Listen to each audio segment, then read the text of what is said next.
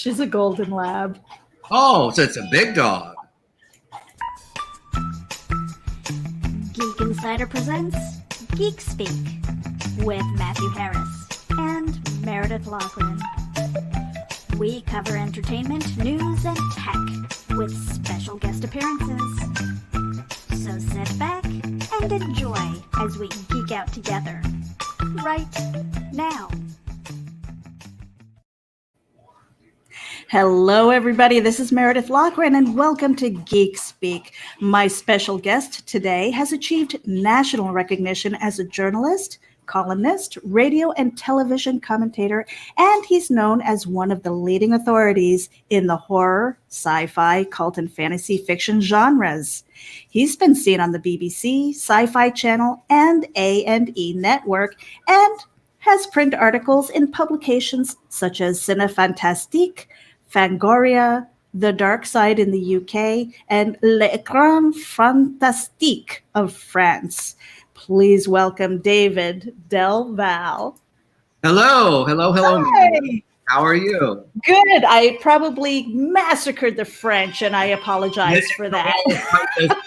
L'Écran Fantastique. And of course, my phone is ringing because it's live, and that's what happened. That intro is a little old. That was because I noticed it ended with me having a radio show in Palm Springs, which was 2000, period.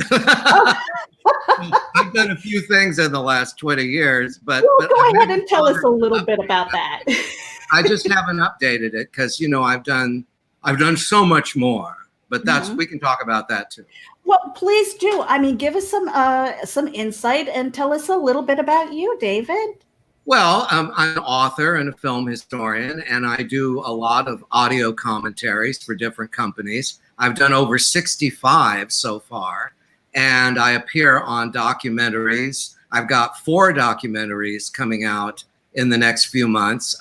One is called Icon, the story of Robert Englund, who I've known for a long, long time. And then with Danny Wolf and Paul Fishburne, I've done Time Warp, parts 1 and 2. I'm only in part 2. And then Skin, which is nudity in the cinema. Since that blurb from my Palm Spring days back at the beginning of the century, I've done a lot of on-camera pieces. And I've written 2 books for Bear Manor Media. One, Lost Horizons Beneath the Hollywood Sign, and the second one, 6 Reels Under, because I kind of did a bit of a satire of 6 Feet Under, because my cousin Robert was the producer of that. He produced that in Glee. So the Del Valle family has been in show business, for quite a while. My cousin Jaime Del Valle produced a lot of police procedural television shows in the 50s, like The Lineup and San Francisco Beat, which is way before anyone's time on this show. But I just did an audio commentary for Indicator in the UK for Don Siegel's The Lineup, because my cousin Jaime produced it. So they asked me to do the commentary, and I chose my really good friend, Courtney Joyner, who has directed a lot of films for Full Moon, for Charles Band. He directed Prison, or he wrote Prison. Rennie Harlan directed that. But anyway, I've done a lot of audio commentaries with a lot of celebrities and other authors and film historians. So I keep pretty busy. Now, what is your connection with Charles Band? Because I know he's been doing horror films since the 70s. Well, his father. Have you known each other?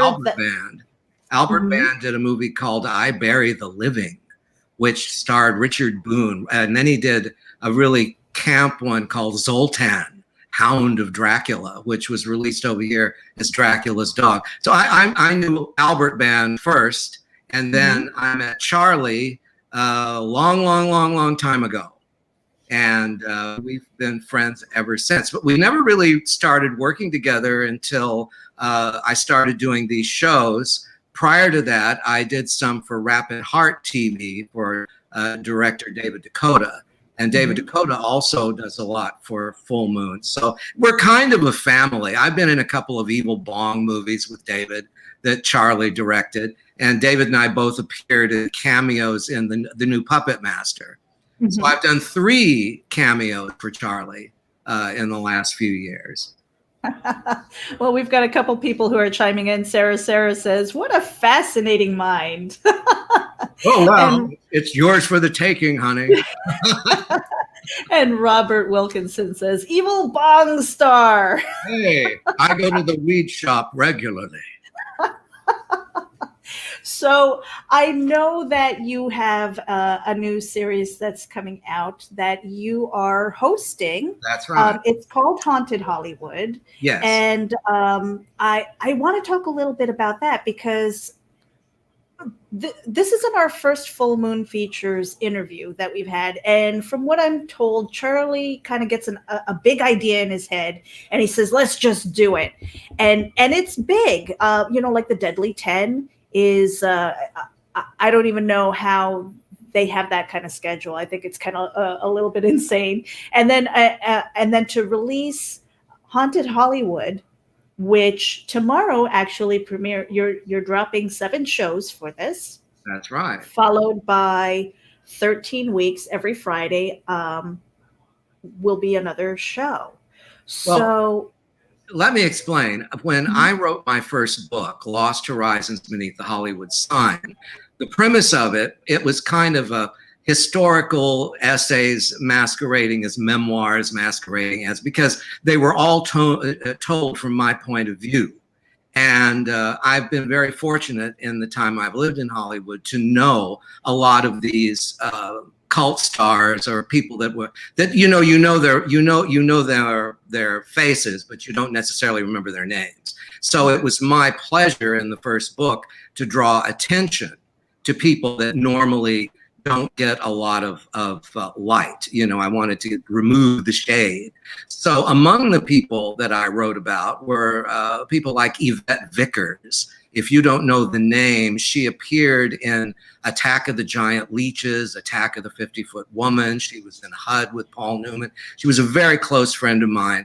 And she died under very macabre circumstances. And so I take a little tip from my friend Kenneth Anger, who was sort of a mentor of mine. Don't take that the wrong way. He was a mentor of mine, and he, of course, wrote Hollywood Babylon. So my books are kind of a continuation of his work, in the sense of kind of looking at the kind of peculiar side of Hollywood, the side of Hollywood that I find fascinating. And so for my first book, I used the Hollywood sign as kind of a metaphor. And so that's the reason why Haunted Hollywood kind of came into being, is that we decided that it would be a good concept for a show if I could spotlight these actors and actresses and directors and writers and so forth that don't get a lot of attention. Now, oddly enough, one of them, Reggie Nalder, who I was his agent, because I was also an agent in Hollywood back in the late 70s. I had my own business, so I kind of have been on both sides of the camera, and I've done unit publicity, all kinds of stuff. But Reggie got very famous for being the vampire Barlow in Salem's Lot. So, and he also appeared in Charlie Band's father's movie, Zoltan, Hound of Dracula. And I was actually, I took Reggie around when that movie came out. In fact, I took Forrest Ackerman to a screening of it over at the Old Empire. I guess it was Crown International that was distributing the picture. And I've also done work with Cameron Mitchell, and my greatest accomplishment from my point of view is I have an hour-long, rather famous interview with Vincent Price that he did for me the year he did the Whales of August, when he was still in very good health. And that interview is all over the world. It's been screened in Europe. The Shout Factory put it on their Vincent Price collection. The Olsen brothers put it on the Monster Club. It was released through All Day. And I've also done several other on-camera interviews with Cameron Mitchell, Russ Meyer from Beyond the Valley of the Dolls. So I come with a lot of stuff. And I because of Geek Insider, it's in the name. We love to know a little bit more about inside the geek you know. And so I love hearing the history of you. We've heard about your accomplishments and who you've interviewed and written about, and I I want to know your journey. How did it start? Where did it with journalism? Because a lot of people, you know, I mean, my parents, they don't understand me at all. The creative side. I wanted to be a musician. I wanted to be a singer. And they're like, I don't understand you, child. Why aren't you doing computer programming? So it's like one of those things, like, how are you going to pay the bills if you follow this? And so I love I love knowing the journey. What got you started? Did you have pushback? Did you have support? Well, you know what? I think since we're using the word geek, I think I will kind of draw some shining comparisons with everybody else out there by saying that when I was a kid, about 4 or 5 years old, I was watching all these horror movies on television. And among the shows that were being premiered at the time was Shock Theater. And Shock Theater had the Universal Horror Package. So when I was less than 5 years old, I saw Dracula and Frankenstein and The Mummy, and each week a new one would turn up, and I had no idea how many there were. And this was before the Hammer films. This was the Universal Package. And then when I was just a teeny tiny tot, the first movie my mother took me to was House of Wax. And I was too young to even appreciate it. But oddly enough, I fell in love with Vincent Price. And I kept saying as a little kid, that's the guy I want to be. And I want to have like the white shocks in the hair and look, you know, very distinct. You know, I think I was 5 years old. That's what I wanted to be. Of course, now it's kind of changed a little, you know, but there you are. But how many of us get to meet the people that we admire? I'm very, very lucky that I got to know a lot of the people that I hero worship. And because I saw these horror movies at such an impressionable age, when I got into school, my writing, everything was kind of geared toward movies. And my mother had been a bit player back in the 40s, and she was very beautiful. And she came to Hollywood, and MGM dyed her hair platinum blonde to screen test as Jean Harlow when they were thinking of doing a film about biopic, as they call them now, on Jean Harlow. Of course, the movie never happened. And, you know, another many agents later, my mother kept the hair color and got married. And that's when I came along. But she never, ever lost her love of show business. So she became a dance instructor at Arthur Murray. And so I was always, she was always wearing beautiful clothes, and she was always talking about Betty Grable, who she looked a lot like, and Betty Grable knew her. And so when we moved to Southern California, I had this knack for meeting celebrities, and I knew no shame. I wasn't the least bit starstruck, never have been. I will literally go up and talk to anybody, as you will find out. And as a result, I got to meet everyone. And when I first moved down here from college, I went to San Francisco State. When I first came down here in 1977, I'd been here as a kid. Remember, Disneyland's here. So I've been coming to Hollywood since I was 4 years old, and going to farmers market and all that. So Hollywood is like a kind of home away from home. But I went to high school in Sacramento, and it was in Sacramento when I was a junior in high school that I started doing the Bob Wilkins creature features. And I became such a good friend to Bob that when he moved over to Oakland, and then I moved over to San Francisco to go to State, he offered me the show.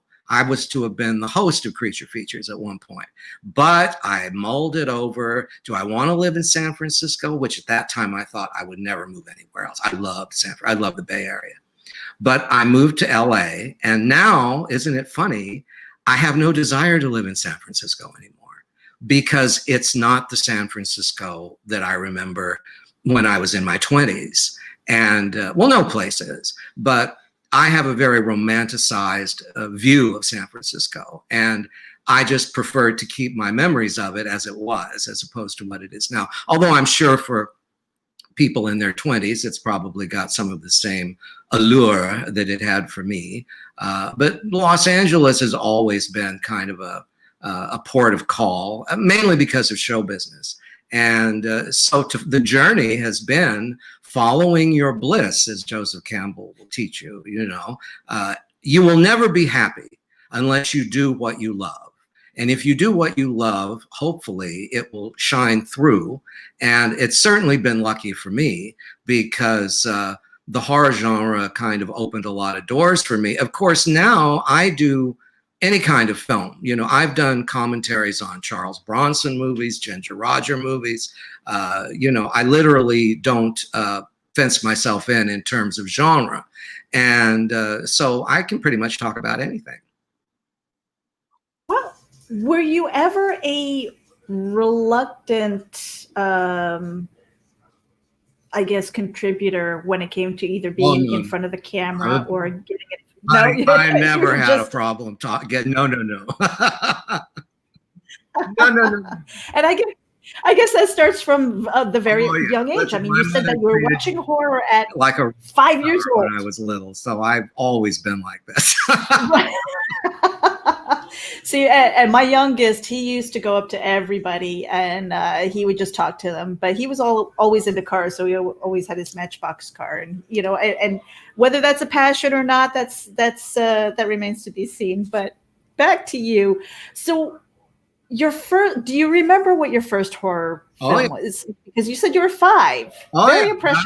I remember. I'll tell you. It's kind of rude, but I will tell you the story. The first horror movie I saw in a theater was The Mummy's Curse with Lon Chaney Jr. And they were reissuing those. The Lark Pictures was reissuing them in the mid-50s. So as a kid, the very first one I ever saw was The Mummy's Curse, which was the last of the Kari's mummy pictures at Universal.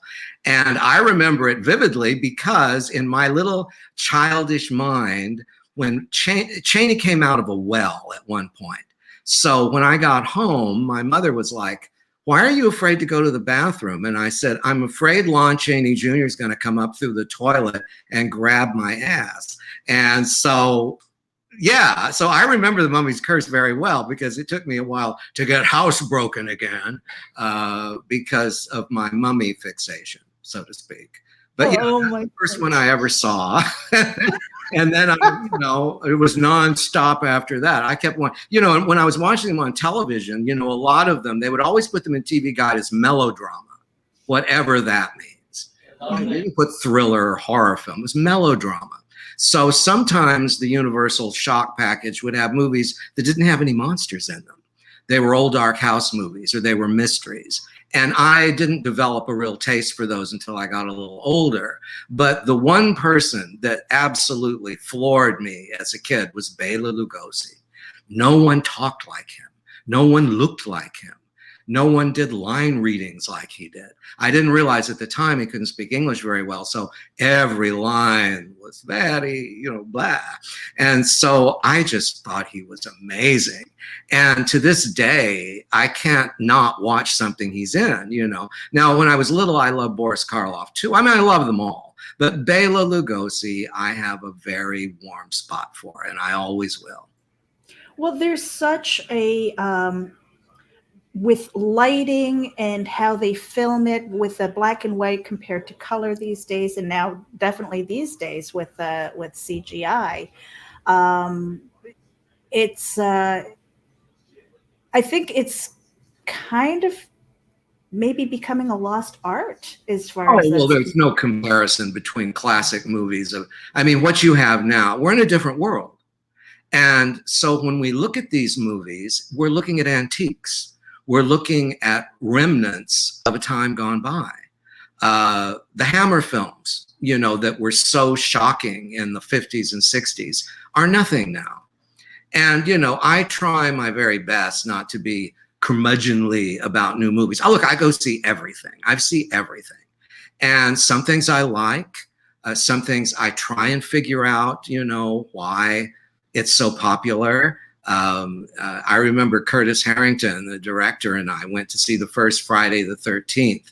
And I knew he wasn't going to like it. I knew it. We went to a very late screening, and it was a rowdy group. And he sat through this whole thing. And I knew he was hating every single minute of it. When we walked outside, you know what he said to me? He said, well, in point of fact, I know that this is a piece of shit, but I'm going to go home and write a script where there's a murder every 5 minutes. And that's what he did. He wrote a script called Cranium, which he couldn't sell, but that's another story.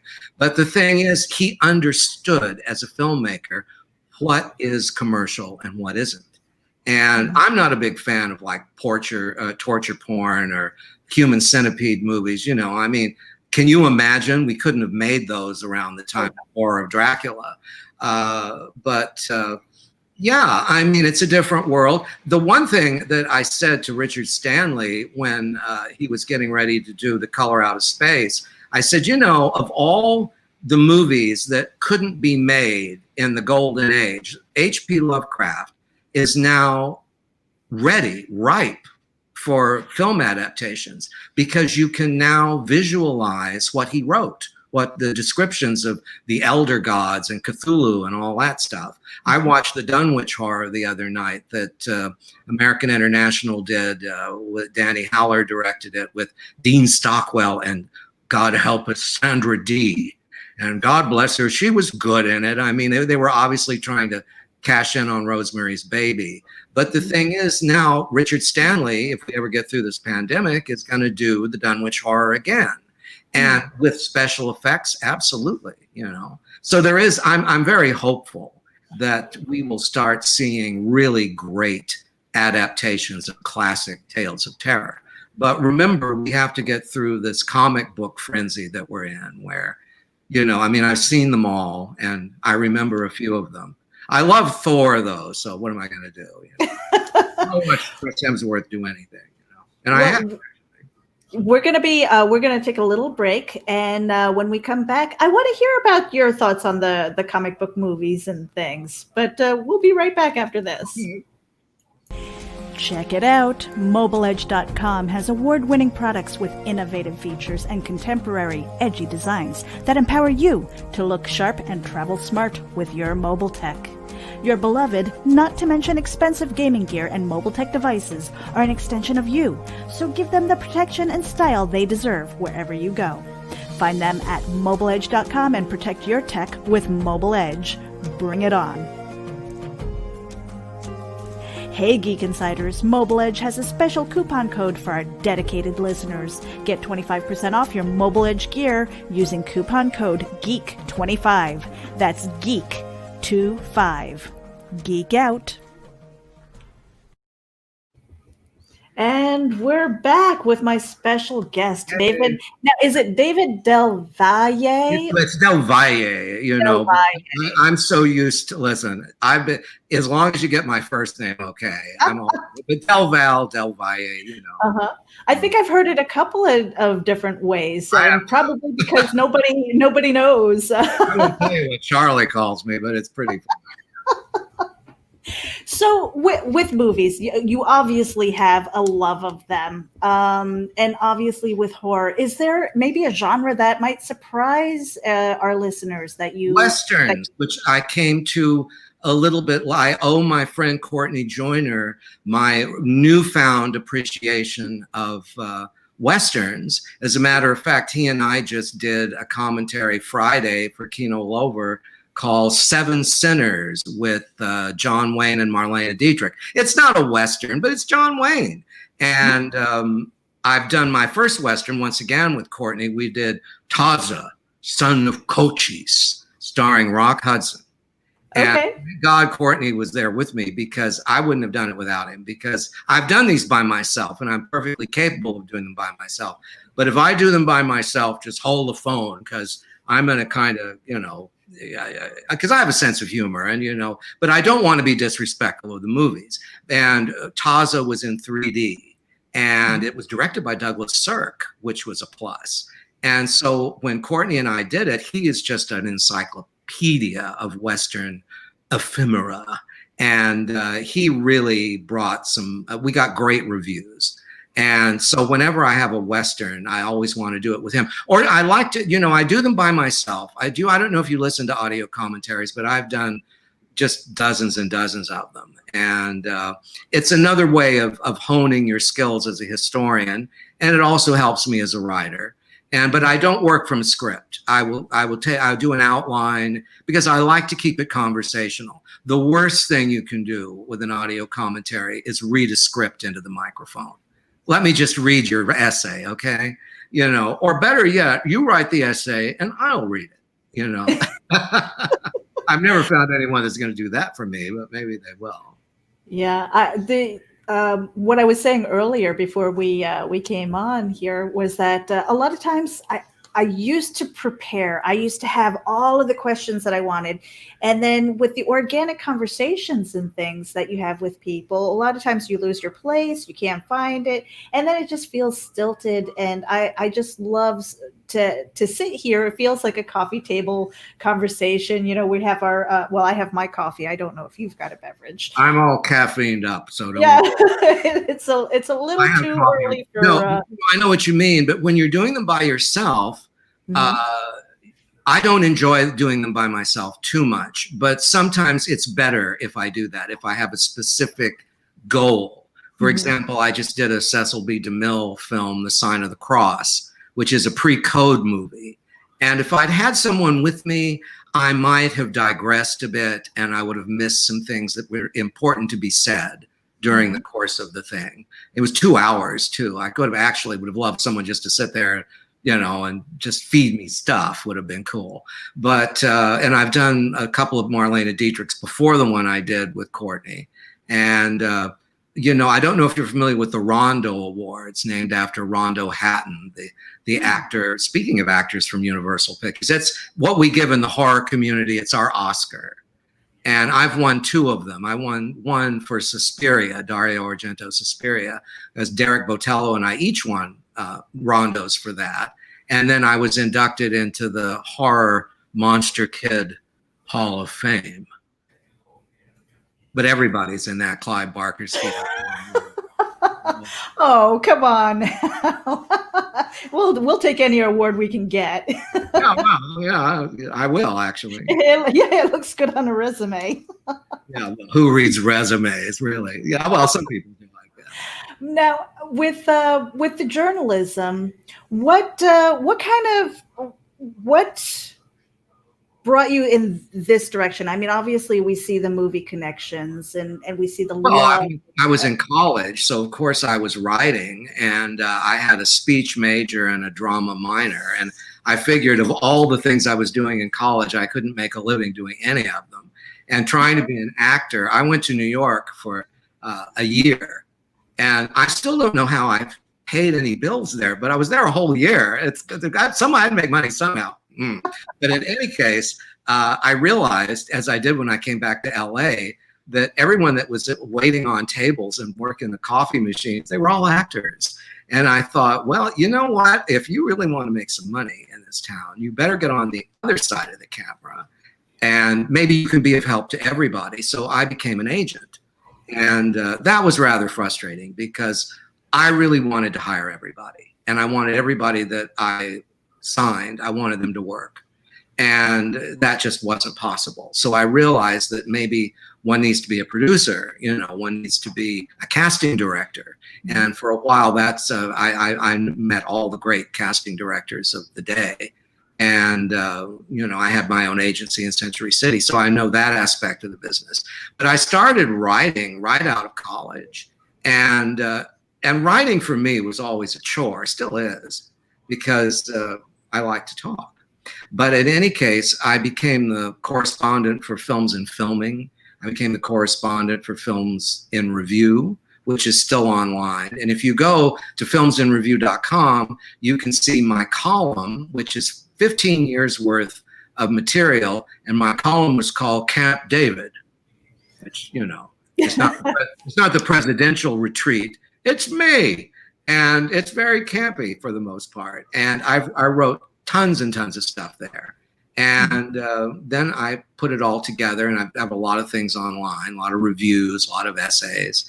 And so I made collections of them and put them in 2 books that Ben Omart was kind enough to publish over at Bear Manor. So you can get my books are there, never out of print. I have a 3rd one that's been owed for like a number of years. And all I have to do, Ben, all I have to do is put an index and it's done, okay? So yeah, I'm going to do that, don't worry. It's just, the busy part of it is I'm so lazy with that stuff, but anyway. And you've been anything but lazy because... Well, actually, I should have a lot more stuff done that I truly. I mean, I'm a naughty boy. Naughty. Well, we love naughty. Don't say that. We have Christian Basil, who's listening in the background here, and he is the host of the Legend of the Traveling TARDIS radio show. And he's always Doctor Who-like to me. Yes, it is very, very Doctor Who. So, I mean, if you're a fan, he's going to be a fan of yours. Trust me. Well, I tell him I did one of my first cable shows, Sinister Image, was with Waris Hussein, and it was a Doctor Who show because Waris directed the first ever episode of Doctor Who with William Hartnell. And so that ought to shake him up a little. Oh, yeah. I mean, when I did the show, I didn't know what the hell a TARDIS was. It was one of the... Who did? Is this a donut thing here? I mean, it looks like a call box to me. Oh, yeah. He's jumping down. But I'll tell you, when David Tennant took the show over, I started going, well, wait a minute. There's something going on here. It's not, the monsters, you can't see the zippers on their back in those. And I did, the ones with Tom Baker were great. And John Pertwee is kind of an acquired taste. He's a very egocentric actor. I met him once and I just thought, now I don't have to meet the Queen because I've met John Pertwee. Mm-hmm. That's my comment on that. Now, where do we go from there? I don't know, the Buckingham Palace, I guess. Yes. So, but you said, I think I can understand the idea of maybe not being a fangirl or a fanboy for so many people because you've been in the industry, you're talking to people. I guess if you were to give advice to somebody who's just starting out, who wants to talk to people, to get into commentating and interviewing people, what would be some of your best advice? Wait till I'm dead and then start. I don't need any competition in this business. Oh my goodness. Another 10 years, then it's all yours, okay? Just 10. Now, I might want to retire. You never know. Well, they've got cryogenics these days. We'll freeze you and the bring you Walt back. Disney tells me, yeah. Yes. Well, no, if you look, there are some of my friends, David Scull, who is an expert on the Dracula legend and a very fine writer, David Scull. I'm trying to think of other people. Sir Christopher Frayling does great commentaries, and he's an authority on Sergio Leone and the Italian Western. And Tim Lucas is a great personal friend of mine. And in fact, I published more interviews in Video Watchdog than anybody, but I published them before they started giving out awards. Lucky me. So, and I wrote for Psychotronic for Mike Weldon, great guy. Joe Dante, I've known for years. In fact, I'm on the Trailers from Hell. I'm a guru, finally. I mean, I was one in the 60s, but that's another story. But I'm a guru on Trailers from Hell. But the only ones I've done so far are for the Joan Collins movies, The Bitch and The Stud, which is not in the genre per se of horror, but one of them is pretty horrible. But anyway, I begged to do them. I shamelessly, I said, can I do these? And they were like, you want to do them? And I said, yeah, I want to do the Joan Collins things. And then, of course, I met her. And the first thing I gave her was a picture of herself being menaced by a giant ant in Bird-Eye Gordon's Empire of the Ants. And everyone warned me. They said, Joan is going to chop your head off. And you know what? She loved it. I had to make her a copy because I have a photo archive too. So that's another thing I do is I provide photographs and poster art for anyone that needs it. And I've worked with Benedict Taschen for Taschen Press. I did their horror cinema. All the photos in that are mine. I'm the photo editor for the new sci-fi book that TCM just put out last year with Sloane DeForest. And then Sloane and I did an audio. She told me, if you do the book, I want to do an audio commentary. So I got us a Ginger Rogers movie called Magnificent Doll about Dolly Madison, who never made a cupcake in her life, by the way. But, so anyway, yeah. So that's Hollywood, right? That's Hollywood, you know. Yeah, I'll do it. You know, I never say no to anything. Mm-hmm. I love that. That was something that my father used to say all the time. It's just like, if somebody asks if you can do it, say yes. And then, you know. I always take Rita Hayworth's line from Gilda. If I was a ranch, they'd call me the bar nothing. Let that sink in, okay? For all you young whippersnappers. All you kids out there in the dark. Now, what I want to do is I actually want to play your trailer for Haunted Hollywood because I want to see it, actually. Yeah, oh, you haven't seen it? Probably not. I mean, I'm just the host. What do I know? Well, let me play this and we'll get back and we'll start talking about Haunted Hollywood and this series that you are hosting. Okay. We'll be right back after this one. Hi, I'm David Del Val, film historian and writer, and I'm here to present Haunted Hollywood.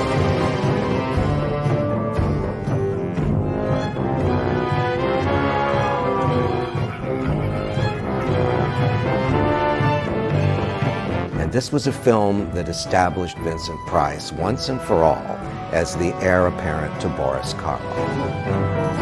And as you can see when you watch Horror Express, Cushing and Lee, there's no greater team in the horror film. Now here is where Hollywood history and real life kind of blend in a very macabre way.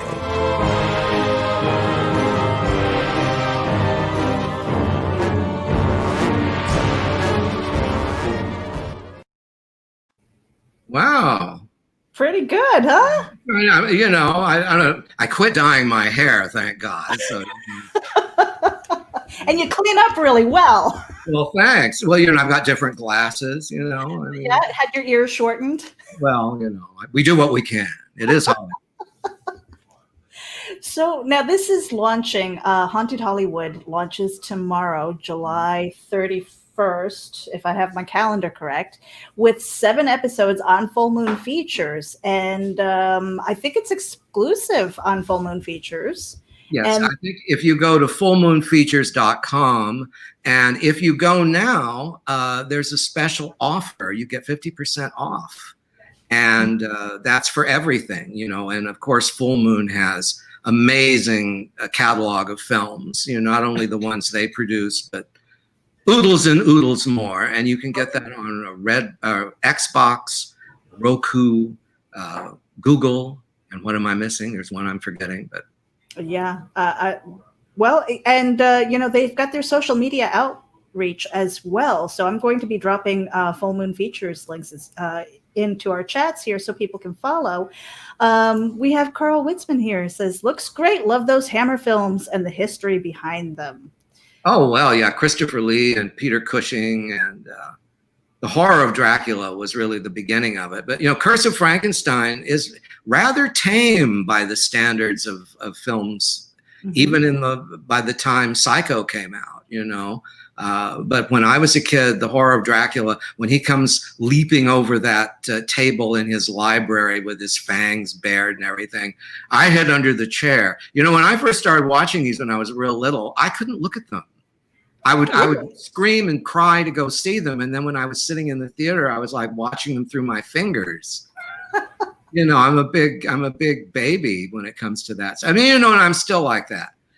The one thing I will not watch in any movie, regardless to how wonderful it is if an animal is hurt or if an animal is in some horror movies. I remember watching this Mark Wahlberg movie called Fear, which I thought was rather good up to a point, but he kills a dog in it. And when he did that, I just was done with it. Do what you want with kids, no problem. But when it comes to cats and dogs, just don't. And if you're writing a script, don't put an animal in there. Every time I see a cat or a dog in a horror movie, I know it's going to get killed, and I don't like it. So there. So take that, and there's an orphanage around the corner. Work from that.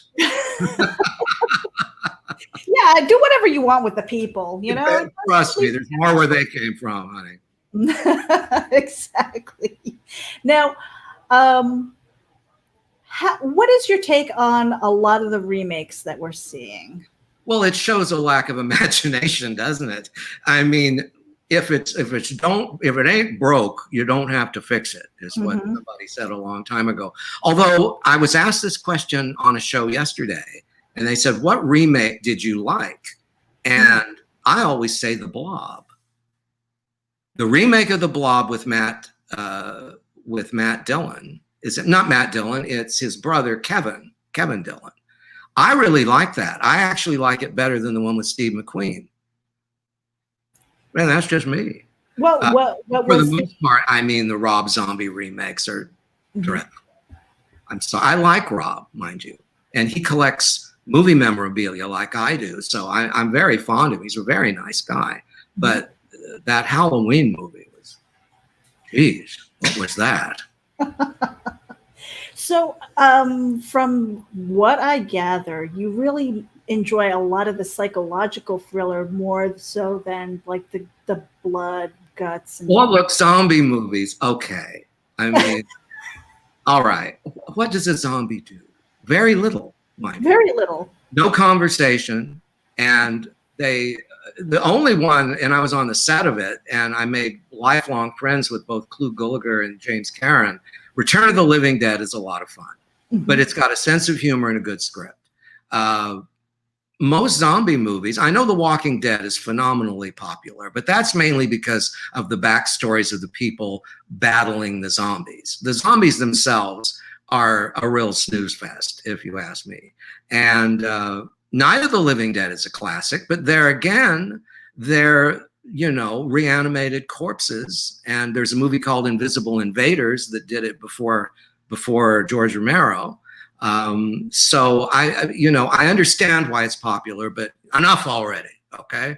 And vampires, okay, I don't ever want to see another cop show where one of the cops or the detective is a vampire. You've done this 3 times. It's boring. Stop it. And also vampires that fall in love. Dracula is not a romance. If you've ever read the novel, it's not a romance. He isn't in love with anybody. He's a reanimated corpse and people are food. So, every time, Coppola made such a big deal out of going back to, no, he didn't go back to anything. He went back to Winona Ryder is what he did. And, I've crossed oceans of time for you. I am fun, but Anne Rice got it a little better because, she made them kind of, what's the word we use nowadays? Fluid. In other words, they were gay, but now they're fluid, which, I like that better, but, like the vampire Lestat. And of course, when Neil Jordan did Interview with the Vampire, I thought it was rather well done, and everybody was completely off their rockers about Tom Cruise playing Lestat, but he didn't disgrace himself, and there you are, and had Brad Pitt in it. So what are you gonna do with that? Lots of eye candy there, So of course, it's Neil Jordan, yeah. So it's lots of eye candy, and I like the Queen of the Damned too, with Townsend and Aaliyah. I thought that. I think Anne is trying to reboot the Vampire Chronicles. I think she was going to do it over at Universal, but see, maybe it's too late, because she started it all. But look how many, the Vampire Diaries, the originals, True Blood. One can be inundated with this stuff. But mark my words, because of the pandemic, we're going to go through another cycle of horror movies. Because horror movies always recycle themselves in times of depression and great stress. First World War, we got Nosferatu. The Depression, we got Dracula and the Golden Age at Universal. In the 40s, World War II, we got the Wolfman and all the resurgence of all the monsters at Universal, plus Val Lewton over at RKO. Then in the 50s, we got the Insect Fear films and the nuclear, Holocaust movies, Them, the 27th Day. No one's ever seen that. Why did I mention that? The giant tarantula, all that kind of stuff. And now with this, we'll probably have a lot of horror films about the White House. Well, the White House or the pandemic, because I've been seeing a lot. Well, they're the same at the moment. Yeah. Now, when you were saying with Anne Rice that it looks like she may be reviving some characters or offering new material, I honestly believe that that would be a breath of fresh air, because there's something about the authentic voice, the one who came out with it first, compared to the ones who are trying to do the offshoot and riding the coattails of a trend and things. Anne, I was going to San Francisco State when her husband, Stan Rice, was a professor there. He was teaching poetry, I believe. And my professor, Leonard Wolf, was doing his first course on the Dracula myth. And he did a number of books on Dracula, In Search of Dracula, Dream of Dracula. And he's a very close friend. He's very old. He's a very close friend of mine. And he proofread Anne's first draft of Interview with the Vampire. And what was funny about it, because it was state in the 70s, was there was a guy at our college who was drinking human blood, and Leonard was interviewing him. So a lot of people at State thought I was a vampire because I was hanging out with Leonard. And, I had long hair, and I was, whatever I was then, which was pretty. You had the look. I had the look. And I was in San Francisco in the 70s, so go figure. So, it was like, is he a vampire, And when they finally interviewed this guy for the San Francisco Chronicle, he was draining the life of his boyfriend. And they were in when I moved to LA, there was a goth club that had a room in the back where people were drinking blood. Mm-hmm. So this is nothing new. But what was my point in this? Oh, well, with Anne, Interview with the Vampire came from a very dark place, because she lost her daughter when she was like 12 years old. So the character of Claudia in Interview with the Vampire is based on Anne's real life daughter.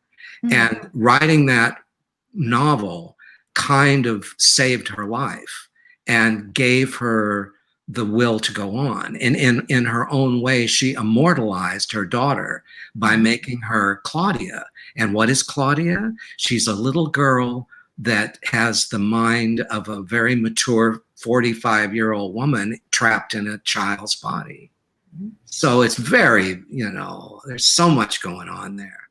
And, Anne's written a number of sequels and follow-ups, and bringing the city of New Orleans. When I was in New Orleans in 2013, it's a cottage industry down there. Forget voodoo. People go down there looking for vampires, and they're there. They're just not undead, but that's another story altogether. But no, I would love to see the Vampire Chronicles. But I hope if they do it, they spare no expense and really get some great actors in there and do it right. Now, if there was one movie that you could think of that maybe didn't have the shock appeal at the very beginning, but kind of stuck with you for maybe a couple days later, and you were like, oh my gosh, and it's something that you can watch over and over again and still get that spine tingling or creepy feeling, is there one or two? Well, there's one I can think of right now that nobody likes but me, and that's The Skeleton Key with Kate Hudson, Goldie Hawn's daughter. Mm-hmm. This is filmed in New Orleans. It's got John Hurt and Jenna Rollins in it. And I don't think anybody got what this was. It's about not voodoo, but hoodoo.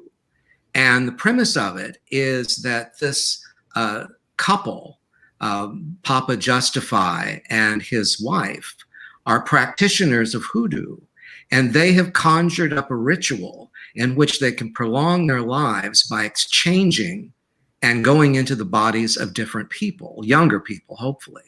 In the movie, they go into the bodies of these two children, these two white children. And once they've transferred their souls, the mob in the house goes up and they burn alive the black couple. But it's not the black couple. They're burning up the two children. And years later, they need to change their bodies again. And this is a great movie. And I don't think anyone pays attention to the narrative, because you go on IMDb and read the reviews for The Skeleton Key. Everybody's got something stupid to say about it. And I really liked it. So what do I know? So but there. that's one that I think is a really thought-provoking, spooky movie. And it also deals with the other one, The Believers, that John Schlesinger directed, also about not hoodoo, but Santeria, which is about Catholic imagery that inside Catholic saints are these African gods. And it requires a child sacrifice, always involved killing children.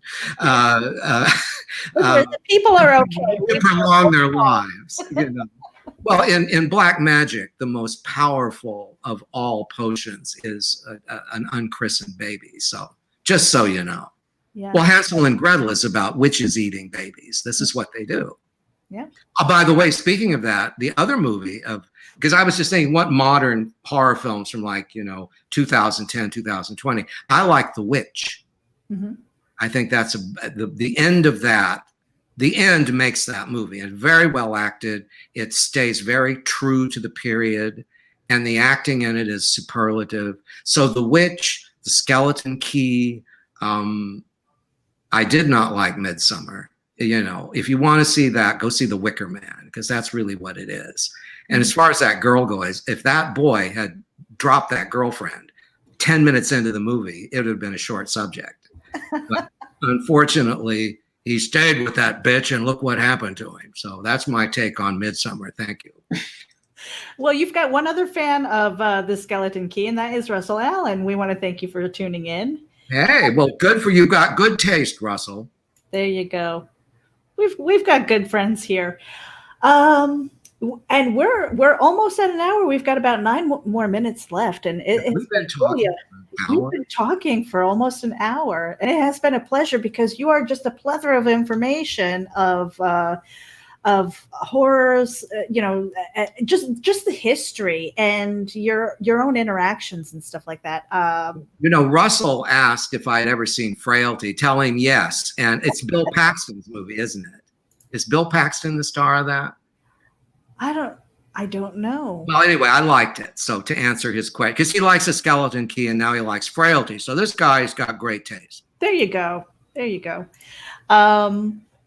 What I did want to play the trailer one more time for the audience as we leave. But I mean, we're not ready to go yet, because one of the things that I love to ask every guest, and I almost always screw it up, is if you could go back in time and give your younger self one piece of advice, what would it be?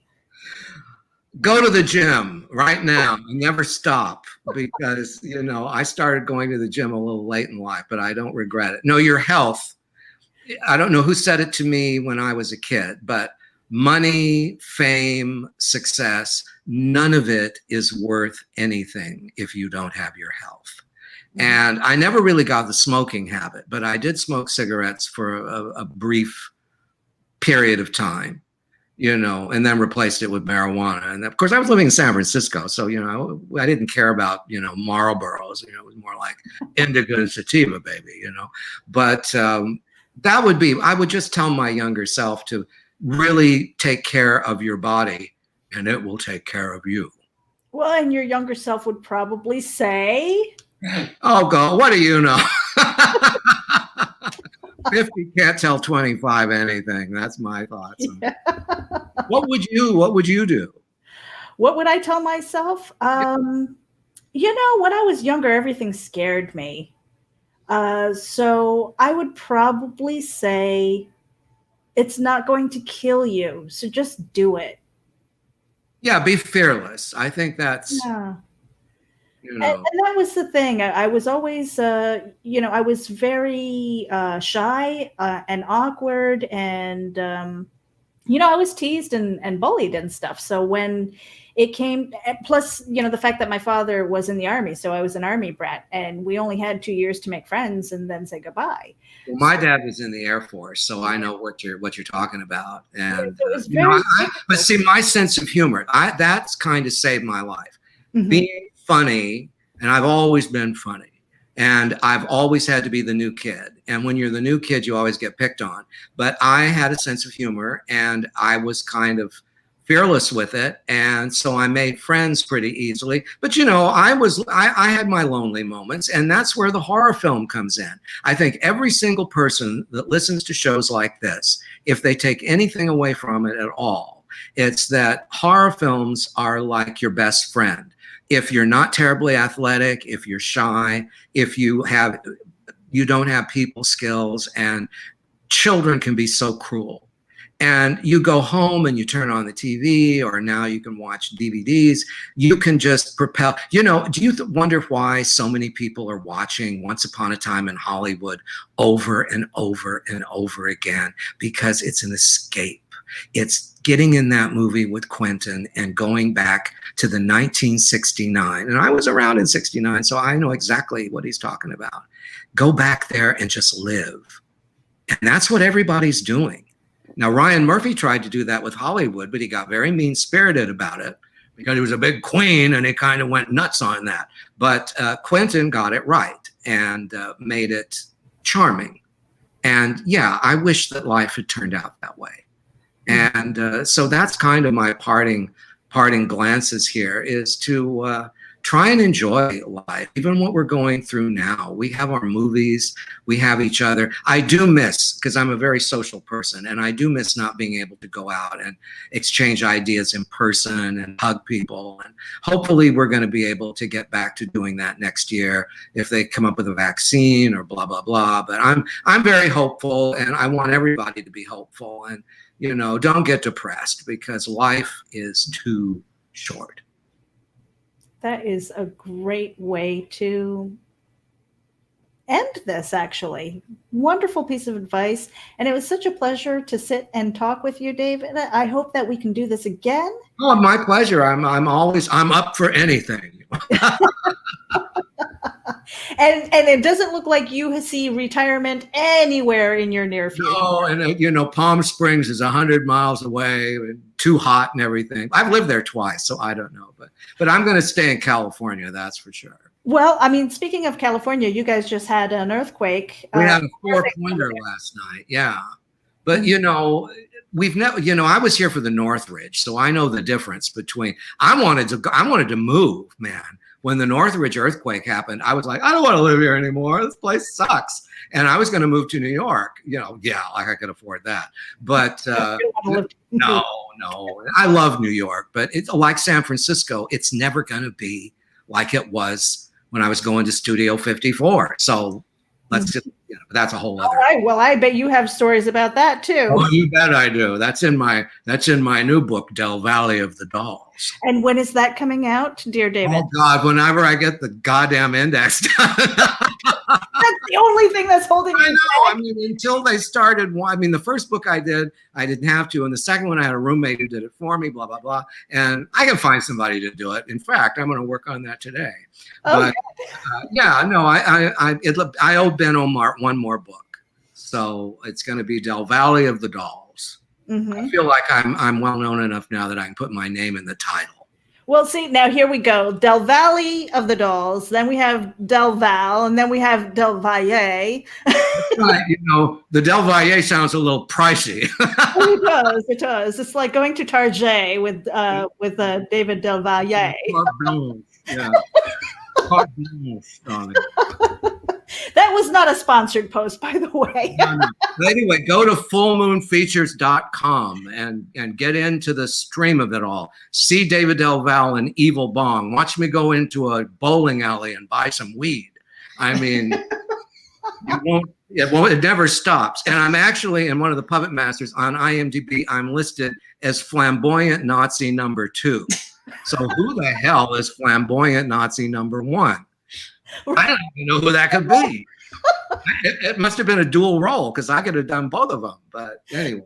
Right. All you had to do was change a costume or something. Well, remember those Nazi uniforms were designed by Hugo Boss. So very couture. Very, very. Very couture. Well, we're going to do one more. We're going to do one more ad here to give some Geek Insider love, and then we're going to end with your trailer again for Haunted Hollywood, which drops tomorrow, July 31st. 7 episodes, going to drop all at once on fullmoonfeatures.com. Make sure that you go over there, subscribe. They have really a really good deal for a subscription, for the 1-year subscription, and I think you get free stuff too. And you get half off if you do it right away. Yeah. 50% discount. I mean, that sounds like a great deal to me. You can't lose.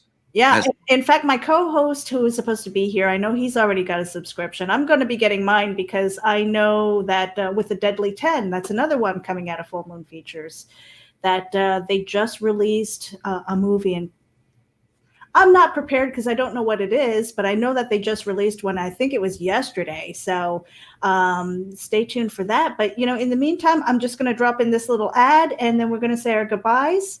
Meredith. Well, I really love talking to you. You're very sweet. And I hope we can do it again real soon. Most definitely. I want to talk more about that book and Studio 54, maybe these days. We talk about a lot of things. Well, don't go away. We're going to play this ad. We're going to do your trailer, and then we'll say goodbye in the green room. Okay. All right. So for everybody who's tuning in, this is Geek Speak with Meredith Loughran, my wonderful guest, David Del Valle. We're going to be back today, and we're going to end the program. Just tune in for a couple of ads, and we're going to play his trailer one more time. For Geek Insider advertising opportunities, contact advertising@geekinsider.com. We offer space on the website, in the daily newsletter, sponsored posts, and advertising space on our podcasts. For details, contact advertising@geekinsider.com. That's advertising@geekinsider.com. Hi, I'm David Del Valle, film historian and writer, and I'm here to present Haunted Hollywood.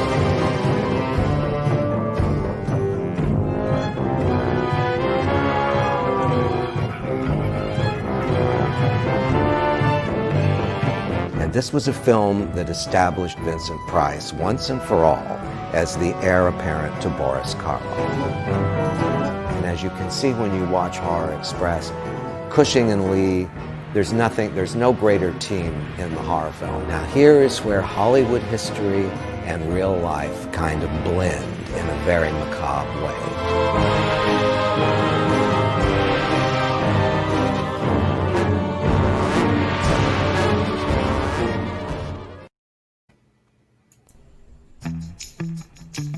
You've been tuning in to Geek Speak with Matthew Harris and Meredith Loughran, a Geek Insider presentation. Subscribe to the Geek Insider podcast on your favorite listening app and sign up for the newsletter on our website. We also have advertising opportunities through the website, podcast, and newsletter. For details, contact advertising@geekinsider.com. This has been a Geek Insider production. Thank you for listening. Geek out.